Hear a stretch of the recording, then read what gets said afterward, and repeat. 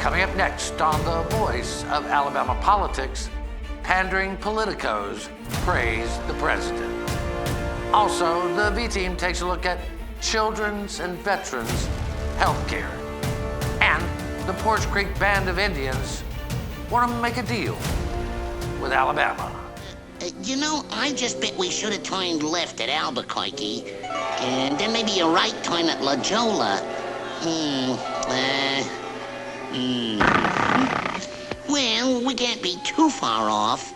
So if we, It's mine, you understand? Mine! All mine! Get back in there! Down, down, down! Go, go, go! Mine, mine, mine!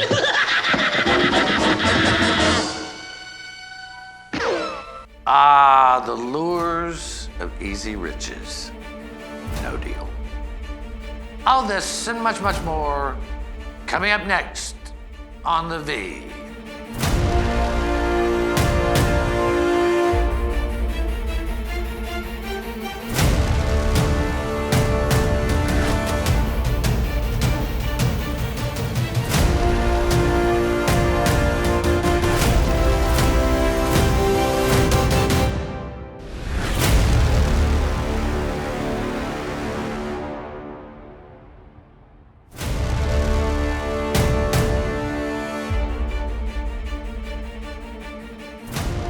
Welcome to The Voice of Alabama Politics, where we tackle the tough issues so you have the hard facts.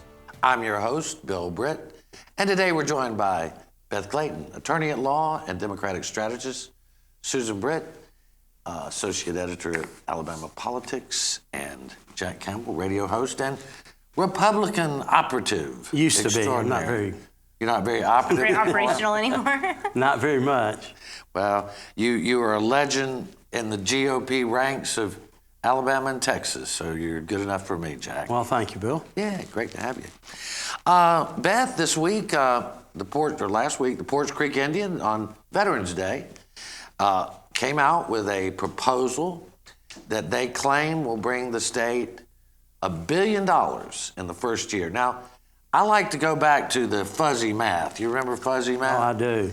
So there's some fuzzy math in there. But again, the good thing is the Porch Creek have now told the people of Alabama what they expect from the people of Alabama. And while at least now we know where they stand, Beth, it seems like it's an awfully one-sided deal.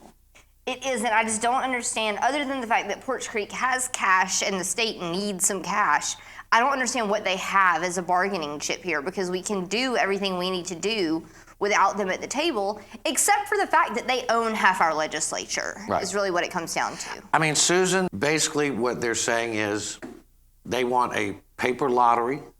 Mm-hmm. They also want to pay the state $225 million for the exclusive rights to gaming throughout the state, which means they would have a monopoly on gaming in Alabama. They said for that, they will open up 2 first-class casinos offering table games, roulette, craps, blackjack, Vegas-style games. Mm-hmm. Not only at those 2 facilities, but their existing facilities they have now. And they would agree to pay the state, they think the state would earn off that about $375 million off of that.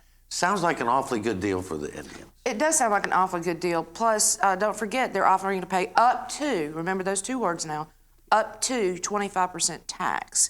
Now, we all know that anybody who's been involved in the gaming issues here in Alabama knows that the federal government's probably going to come back and say, no, they can't pay 25%. But the interesting thing is the timing here.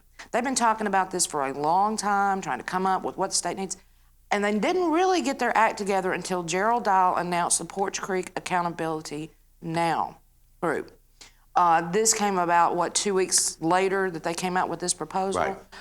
It's kind of interesting on the timing. But at least, hey, finally, we know exactly what they want. That's been a question for a while. Everybody's like, well, what do they want? Now we know what they want. And Jack, what this group has done is they've shown to the people of Alabama, a lot of them, that the Porch Creek absolutely pay no taxes on their casino profits. And it's perfectly legal, but a lot of people don't think it's fair that they don't pay any taxes. And they've made billions of dollars and spent it outside of Alabama. And this has made people angry. I also contend that if Governor Kay Ivey and the legislature gives the Porch Creek Indians absolute right over all gaming in the state, that people are going to be mad about that too because they don't want a monopoly. Well, apparently this will shut down operations in Greene County, Macon County, Lowndes. I'm not sure that that's fair because those people that built those facilities in those counties, a local vote was taken on electronic bingo. They were allowed to do it, and now you're going to shut down their hundreds of millions in investments? That's just not fair. And why should the Indians dictate whether or not we have a state lottery? It still has to be voted on by the people. And I suspect the people will pass it if it's a secret ballot. And let's not forget the people in Macon, Lowndes, and Greene. That's a lot of jobs. That's a lot of jobs. One of the reasons the constitutional amendments were put on there is because they're low-income areas, and this was an economic developer. The other thing that has happened is that and we only have about a minute and a half. The other thing that's happened is the pari-mutuel tracks in Mobile and Birmingham have been offering these historic horse race machines, which were approved as legal by Bill Pryor when he was Attorney General. Their bought and paid for senator, the Porch Creek's bought and paid for senator, came out and questioned that this week, Beth, and said he wasn't quite sure that those pari-mutuel games were legal. And the only reason he's doing that is to muddy the water. But one of the reasons the Porch Creek are coming to the table is because Birmingham is now starting to get some real business. Right. I mean, but we've got to settle this once and for all. As you can do this, can you not do this? What are we doing? It's got to be answered because it's not right that people are investing their money, investing their capital into these communities for Porch Creek to come in and just put their big bag of cash on the table and say, well, shut it down. We decided we don't like it anymore. Yeah. It's got to get resolved. Well, and it should be resolved so that the Indians, listen, nobody's asking the Indians to get screwed here, but the state of Alabama should squeeze every dollar out of gambling it can get. I mean, because this is a vice, in my opinion. And if we're going to approve vices, we should have sin tax on it. If we're raising the tax on gas, we should be raising the tax on gas. Yeah, and you know... If you open it up for everybody without competition, you can get the same amount of money. And I saw a lot of complaints on that. The governor kind of bypassed this and said it was really up to the legislature, but she didn't say that raising the gas tax was up to the legislature, Jack. She led the charge on that. I think she ought to lead the charge on this and get it done. Save the state make the state a bunch of money. Probably more money than the gas tax. I would hope so. By the time all the insiders get their hands on it. Yeah. Well, we're going to have to leave it right there. You're watching the voice of Alabama politics. We'll be right back to talk about veterans and children in Alabama.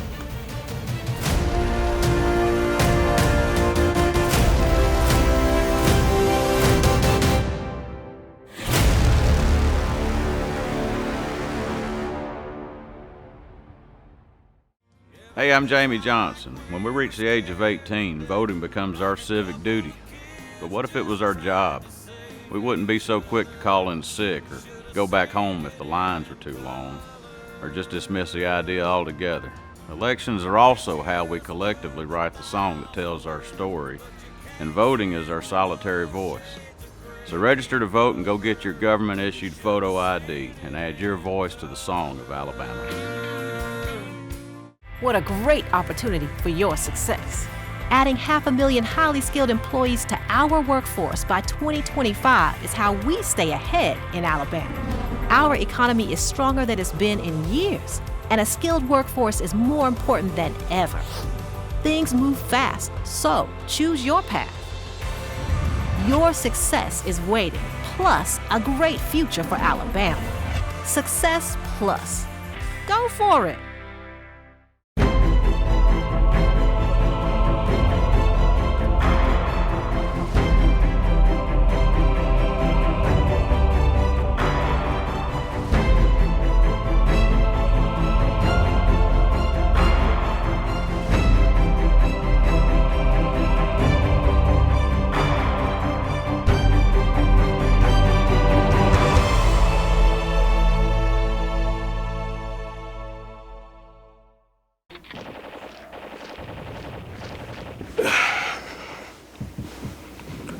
Hey man, what are you doing today?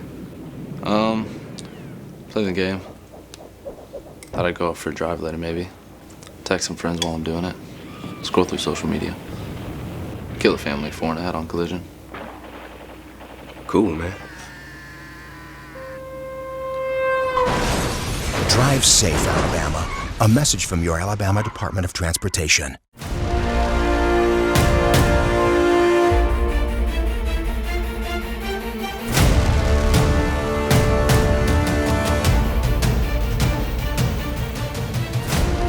Welcome back to the V, the voice of Alabama politics.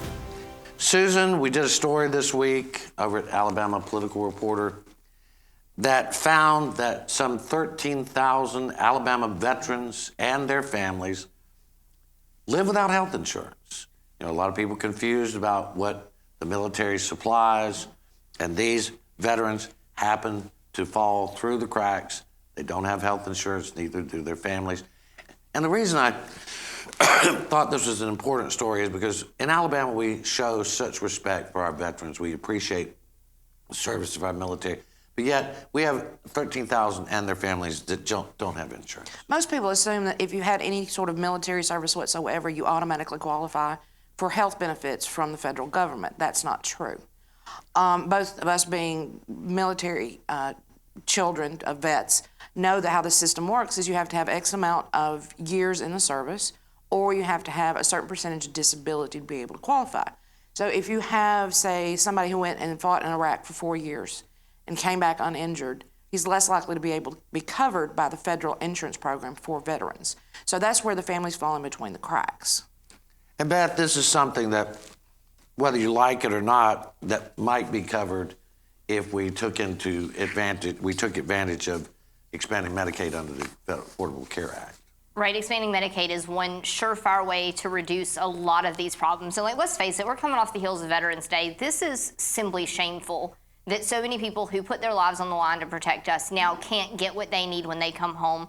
It's just, I don't have words for it, and especially since there is a solution. There's one, piece of paper our governor can sign to fix this, and petty partisan politics is keeping it from happening. Well, Jack, and I want to skip on here, unless you had something you wanted to add on. Well, I wanted to add that I'm not sure it's a state responsibility to ensure that veterans have insurance.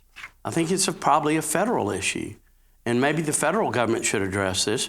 Maybe the veterans ought to have a separate insurance program from everybody else who has insurance, so that whether they serve 2 years in non-war or 5 years in combat, they should be able to have insurance for themselves and their families. Well, I agree. However we get there, we need to get there. That's what I think. Right. I agree If the with state has to step up for a little while until the federal government actually makes something happen, Well, and one thing a a lot of these folks, and again, they will say, salute the veterans, they'll talk about the veterans, they want the veterans on their side, and then when it actually comes to doing things for veterans, that doesn't happen. I mean, we have firsthand experience. Well, I think it's gotten better. I know a veteran that was in Vietnam that now can go to a private doctor Right. and not a VA doctor. That was going to be my point, is if we're looking at the federal government, let's not take a page out of the VA book. Let's take a page out of all kids' book, because Alabama can do some things better than the federal government. Well, and that's absolutely true. That's one of the things we want to talk about. All Kids, which is the insurance program for our children, has done a great job in the South. We are probably the leader in that in the South. However, we're going backwards, Susan. We are. In 2016, there were only, there were about 32,000 children in our state that were not uninsured. Now, there are 41,000 children in our state who are uninsured. And this is a growing pain that we're having in Alabama, which in one way is good and one way is bad. Because we're getting more jobs here in Alabama, families are able to go to work. However, when they go to work, their children fall off the Medicaid rolls and fall into a gray area where the parents make enough money that they cannot get the Medicaid. However, they don't make enough money to buy the insurance. So these children are falling into a gray area and they're falling off our rolls. Which would be fixed if we expanded Medicaid. I've lost a pint of blood. Bleeding heart liberals. Don't forget, as a Republican, we'll make money if we expand Medicaid. You made me Because we swallow my cough get drop. matching dollars back from the federal government. Don't forget that part. Not only that, but let's talk, what is the number? 11 rural hospitals have closed. And so this is not something that's just affecting people who are on the fringes of our socioeconomic portfolio. These are people who, you know, if a hospital closes in our community, whether you have Blue Cross or Medicaid or no insurance at all, you're still affected by that because you have nowhere to go when you have a heart attack. Well, I knew that Jack was going to go with the bleeding heart liberal. I knew that was coming. And I thought about this, Jack. I was thinking over the weekend when this story first come to light, this next story where that, you know, we have a terrible infant mortality rate. It's one of the worst in the world. Worse than Cuba? Worse than Cuba.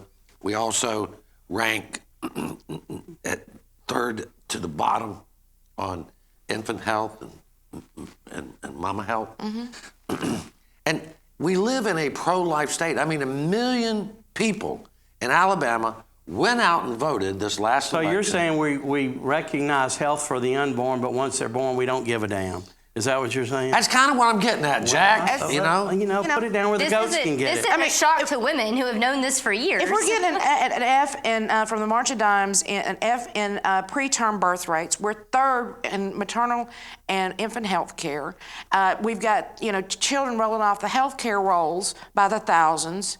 That indicates to me that we are only really worried about whether they are born or not. I mean, it's the numbers. It's not. It's just look at the numbers. The fact that is there are places in Alabama where women have to drive 2 to 3 hours to get to an OBGYN. If you are pregnant and there's a complication, you have hours, maybe even minutes to get that addressed to save that child's life. And that's no matter of your socioeconomic situation.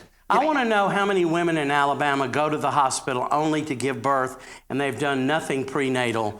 I would like to know that. I'd like to know that because there's a hell of a lot of that going on. Yeah, there are. The first time a doctor sees a woman is when, you know, her water breaks. I mean, this is ridiculous. Well, let's quit closing down clinics that women go to get that care. Well, we can't make people protect themselves. No, we But cannot. we can offer more services to be able to cover those who can. And as for rural care, you're right, Beth. I think they ought to offer free scholarships to medical school to people who agree to serve in an underserved area. I love it. Give it for like 3 years. I love it. Go to Coosa County and be a GP. And I think the thing here is I think this whole thing says to us is that we can do better. I mean, if we do not take care of our children, our veterans, or our mentally ill, our exactly, elderly, how can we call ourselves a great society? I mean, not at Lyndon Johnson. Here's an idea, Bill. Maybe we take the money we spend defending the lawsuits on the abortion bills and use it to fund preterm. I'm not going there. All right, you're watching the voice of Alabama politics. We'll be right back with a little look at this Senate race.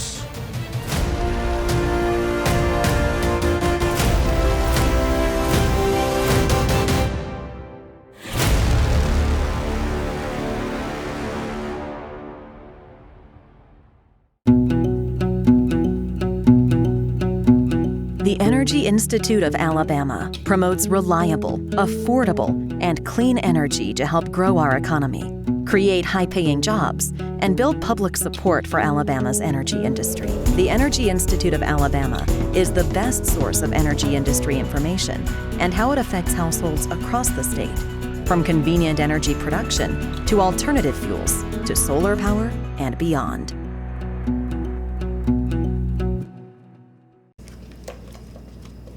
What are you doing today, babe? I thought I'd head down to the lake with the guys, do a little fishing. Of course, none of us will be wearing our seatbelts. I'll lose control of the truck, wrap it around a tree, and kill us all. Okay.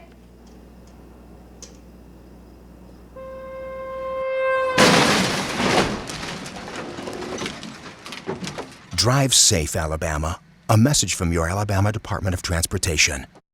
Hello. I'm William Wyatt Bibb, the first governor of Alabama. On December 14, 1819, Alabama became the 22nd state to enter the Union. This year, we celebrate 200 years of statehood. There is no better way to commemorate our 200th anniversary than by registering to vote and securing your government-issued photo ID. Together, Let's make a difference for Alabama.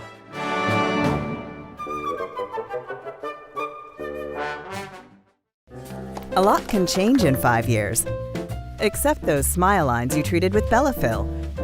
Because that's about how long Bellafill will keep them smooth and filled. 5 years. Now you can always look your best without all those injections, appointments, and costs. Bellafill is the only dermal filler that stimulates and maintains collagen growth long term. Now time is on your side.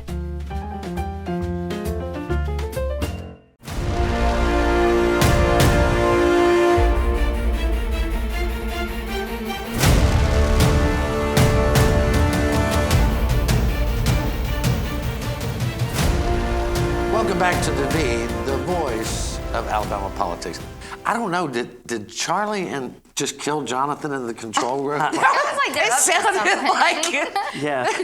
Definitely some That's what things and happens. bangs back you there. You get a liberal and a conservative cooped up in a booth. You know? And then I say the mean A word, and everybody gets all upset. And then we start talking about killing geese. Well, there you go. Well, you got to cook the gooses and gander. I guess it's getting too close to Christmas, right? Susan, and this is just, maybe it's a better question for Jack. It is. But, you know, when Jeff Sessions came out and announced announced his bid for Senate, I have never seen a grown man grovel except for his wife, who had more money than he did. I mean, Jeff Sessions, who used to be an icon of Alabama politics, just groveled to President Trump on national television. He's done it consistently. I mean, he said, I didn't write a tell-all book. I didn't say anything bad about the president. Look, my lips are perfectly positioned to kiss the president's backside from here on. I mean, have we ever had such pandering like this? How long is this question? I know what you're saying. No. Have we ever had such listen, there were a lot of people who ran in 1980 and 84 all over the country who pledged support to Ronald Reagan. Right. But let me tell you something. I think, and nobody's going to agree with me, Trump is so well liked in the South. People want to know when they're electing you to the Senate, where are you on Donald Trump? Because they don't want another Jeff Sessions going back to the Senate. Now, I'm going to tell you, my radio show, when Sessions announced on Tucker Carlson the week before last, we had a flood of calls on Monday. So I'm not supporting him. Only one woman called our show and said she's sticking with Sessions. He's going to have a tough time. People in Wyatt Tuberville in his ads has those clips of all these newscasters saying Sessions is out. It's because it's effective. That's what people want to know.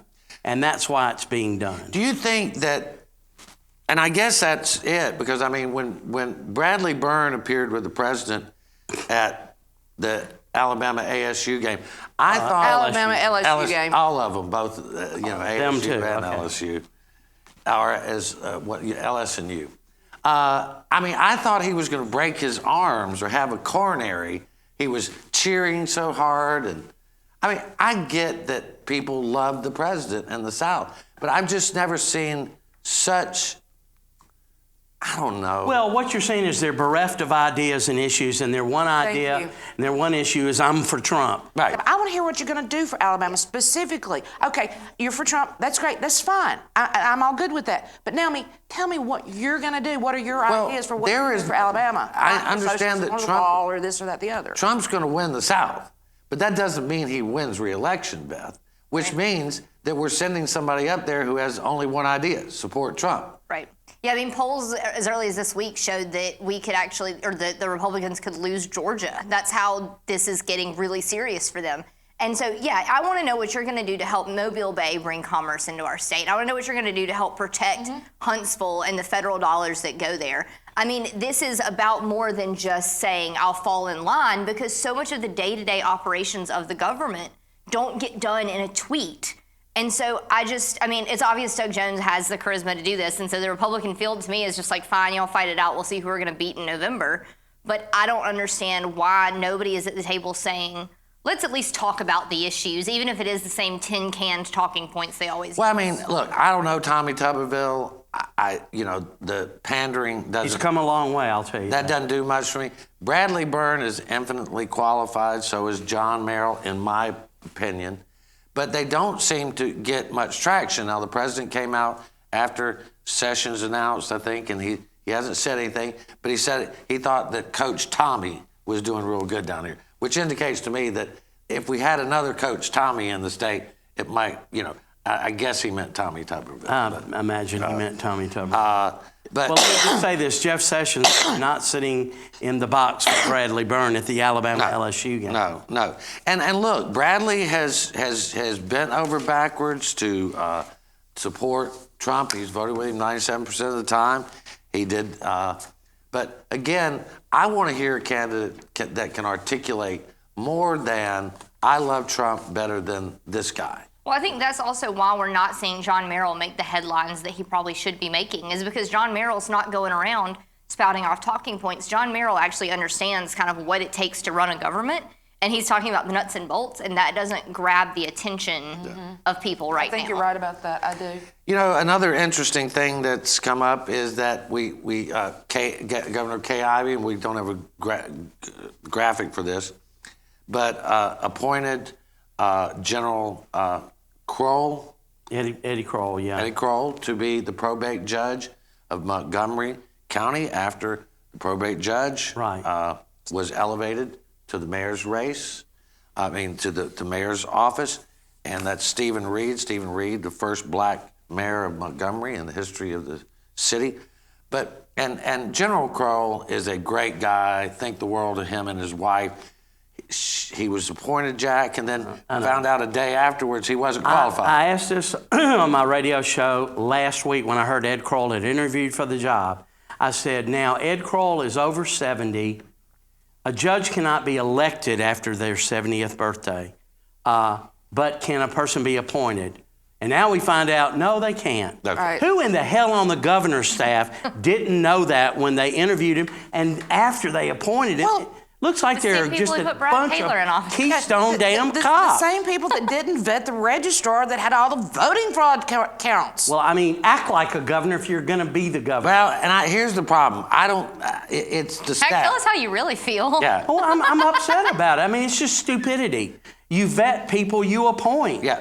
They have an appointment secretary. Right. There's an actual job. I just like watching Jack get all hot and bothered. I don't really care who the probate judge is. He's gonna move Greg Griffin out of the way, put him up there for all I care. 24-hour deodorant. I'm happy. Oh well. Well, Kay Ivy's doing a great job, but her staff has let her down more than once. She needs to do something about that. Some of those need to go. I wanted to talk about Cam Ward running against Greg. Oh well, we ran out of time. That. We ran out of time. All right, you've been watching The V, the voice of Alabama politics.